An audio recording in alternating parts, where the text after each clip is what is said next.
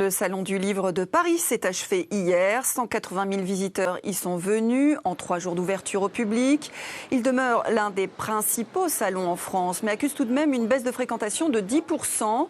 Les amateurs de littérature pouvaient rencontrer 1200 petits et grands éditeurs, 3500 auteurs.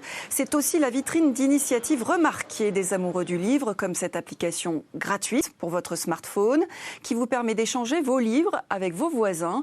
C'est le virtuel au service du papier. Johan Dorian et Daniel Petit-Queno. Depuis quelques jours, Muriel et Sébastien ont pris l'habitude de ressortir les livres de leur bibliothèque. À l'aide de leur smartphone, ils les scannent, puis les mettent en ligne via cette application. Ils pourront alors les prêter aux lecteurs intéressés grâce au système de géolocalisation.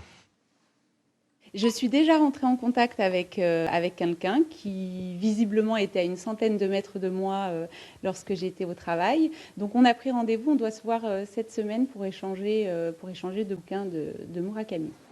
Les concepteurs de l'application ont voulu créer un réseau social de lecteurs. En 10 jours, déjà 1000 utilisateurs, 10 000 ouvrages référencés. Quand vous allez chez quelqu'un, assez souvent dans une soirée, une des premières choses que vous faites, c'est que vous allez regarder ce qu'il a dans sa bibliothèque.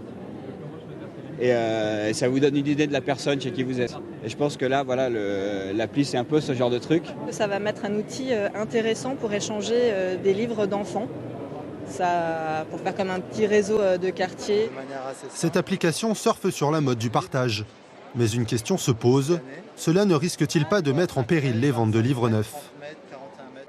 Le lecteur, il a un budget qu'il consacre à l'achat de livres, le plus souvent neufs tous les mois. Et ensuite, si jamais il veut lire plus, il y a tout un ensemble de stratégies qui vont être de demander, d'en prêter, d'en emprunter dans des bibliothèques.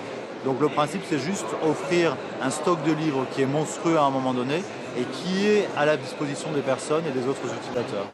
Grâce à cette bourse numérique, les livres ne resteront plus cloîtrés au fond du placard. Une deuxième jeunesse s'offre à eux.